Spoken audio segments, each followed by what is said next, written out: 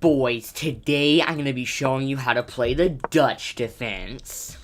The moves are d4, f5. Now, most often here, white will be playing c4 as they can't play e4 yet. Now, you will play knight to f6.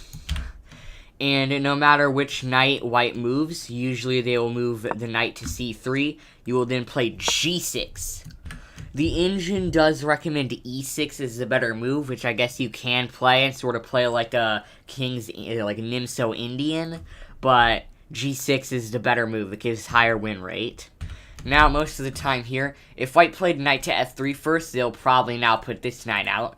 But, if they put this knight out, they'll probably put this knight out now, but they could play bishop to g5. There are two moves here that you can play. There's one, bishop to g7, which seems really natural, defends the knight, gets away from the doubled pawns. It's probably the best move. But you can also here play knight to e4. White will most likely take. Obviously, you take back. White will most often play e3. And now you will play c6, which is a sneaky move, allowing the queen to go to a5, and if they don't either block or defend the bishop, then you will be winning a bishop. For instance, the most common move here is queen to c2, boom, and you win a bishop. If knight e2 happens, boom, you win a bishop. If bishop e2 happens, you win a bishop. But let's say in this position, you just keep with bishop to g7. White will usually either play, of course, either knight to f3 or e3, with e3 being a bit more common.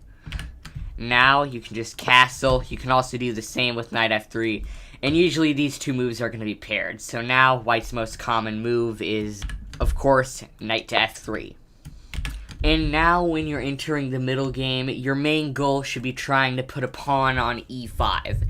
And if white puts the bishop on g5 instead of f4, which is typically the other square, this will be a lot easier. Now play d6. White will usually either move their bishop out to one of these two squares, with bishop to d3 being more common. And now you can either play knight to c6 or queen to e8. Knight to c6 is the better move. You would really only want to play queen to e8 if they've put their bishop on f4. And now, white will castle, or play a3 for some reason. I don't know why that's the second most common move, but it is. But, against either of them, you will now want to play e5, finally breaking in the center. And now, white has two moves. They can either take, in which you will do this, and now it's actually better for you, because you have pressure over here. You're going to probably put your rook on e8 at some point, and your center is stronger than white's. There is another move, though, and it's the move that's actually recommended by the engine, d5. In this position, I would play knight e7, but knight to b4 and even knight b8 are also acceptable moves. And now, white might be in a little bit of trouble here, because if they don't do anything to stop the move e4, then you'll fork their pieces.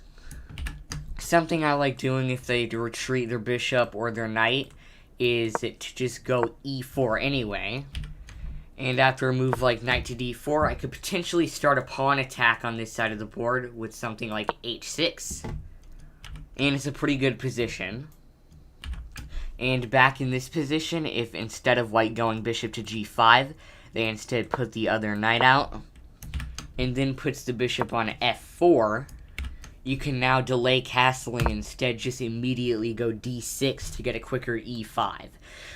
But you will need to castle eventually because you're going to need to play both queen e8 and knight c6.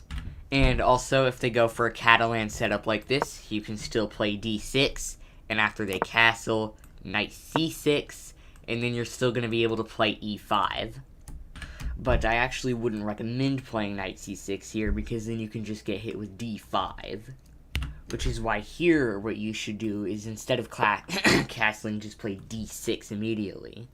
And then actually c6 to stop d5 from happening.